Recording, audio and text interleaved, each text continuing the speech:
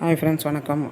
வானலில் எண்ணெய் வச்சு கடுகு, ஜீரகம், உளுத்தம்பருப்புலாம் போட்டு தாளிச்சிட்டு விடிஞ்சதுக்கப்புறம் கருவேப்பிலை போட்டு கொஞ்சமாக ஜீரகம் கொஞ்சம் கூடுதலாகவே போடலாம். போட்டுட்டு கருவேப்பிலை போட்டு வறுந்ததுக்கப்புறம் உருளைக்கிழங்கு பொடியாக கட் பண்ணி வச்ச உருளைக்கிழங்கு போட்டு ஒரு வதக்கிட்டு அப்புறமா வேக வச்ச பலாக்கொட்டை இருக்கு இல்லையா, அதை வேக வச்சுட்டு உப்பு போட்டு வேக வச்சுருக்கேன். இது கூட சேர்ந்துக்கிட்டேன். இப்போ இது கொத்தமல்லி, மிளகாத்தூள், கரம் மசாலா, மல்லித்தூள், மஞ்சத்தூள், உப்பு இது எல்லாம் சேர்த்து அது நல்லா போட்டு வதக்கி தண்ணி தெளிக்க வேண்டாம்.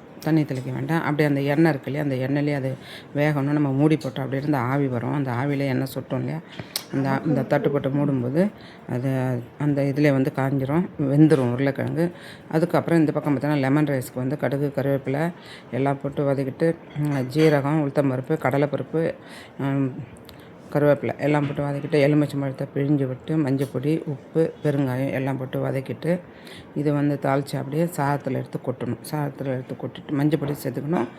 உங்களுக்கு காரத்துக்கு தகுந்த மாதிரி நீங்கள் பச்சை மிளகா, இஞ்சி அரைச்சிக்கலாம் மிக்ஸியில். நான் மிக்ஸில் தான் அரைச்சி அதில் கொட்டிட்டு பெருங்காயம் போட்டுக்கணும், உப்பு போட்டுட்டு நல்லா இதுன்னுட்டு சாதத்தை தேவையான அளவு சாதம். என் பையனுக்கு ஆஃபீஸ் போகணும், தங்கச்சி பையன் இருக்கிறாங்க இல்லையா, அவங்க 2 பேரும் போகணுங்கிறதுக்காக சாதத்தை கொஞ்சம் வேக வச்சு உதிராக எடுத்துக்கிட்டேன். சாதத்தை இதுக்கு நம்ம லெமன் ரைஸுக்கு தகுந்த மாதிரி எடுத்துகிட்டு இதை தாளிச்சதை எடுத்து அதில் கொட்டி ஒரு கிண்டு உப்பு உங்களுக்கு அளவுக்கு தகுந்த மாதிரி நீங்கள் உப்பு சேர்த்துக்கலாம்.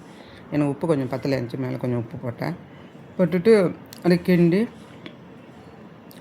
இது மிக்ஸ் பண்ணி வச்சுக்கணும். கொஞ்சம் ஃபேனில் வச்சு ஆற வச்சுருந்தேன்.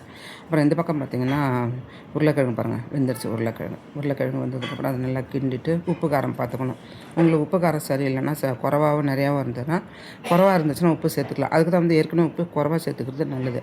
அதுக்கு தகுந்த மாதிரி வேணும்னா கூட்டிக்கலாம், வேண்டாம்னா பரவாயில்ல அப்படியே விட்டுடலாங்க. நீங்கள் இந்த பக்கம் பார்த்திங்கன்னா இப்போ மாவு இந்த இடத்த க்ளீன் பண்ணிட்டேன். ஏற்கனவே க்ளீன் பண்ணியிருக்கேன்.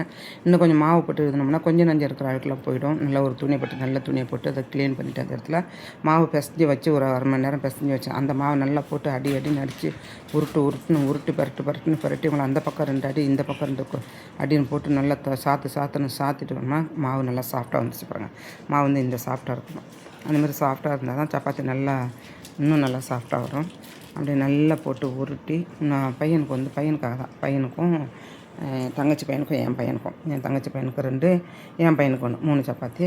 அந்த சப்பாத்தி போட்டு உருட்டிட்டு அது அந்த பக்கம் பார்த்திங்கன்னா கல் சூடாக்கியிருக்கேன் பாருங்கள். தோசைக்கல், சப்பாத்திக்கு தனியாக வச்சுருக்கேன் கல். நான் தோசைக்கல் தான் சப்பாத்திக்கு தனியாக வச்சுருக்கேன்.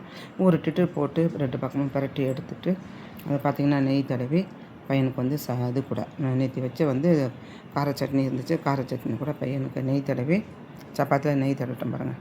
2 பக்கமும் நல்லா ஊற்றி எடுக்கணும். போட்டு பரட்டி எடுத்துகிட்டு தட்டில் போட்டு கார சட்னி இருந்துச்சு. நெய் போட்டுருந்தேன். அதில் நெய் போட்டோம்னா சப்பாத்தி நல்லா சாஃப்டாக வரும்.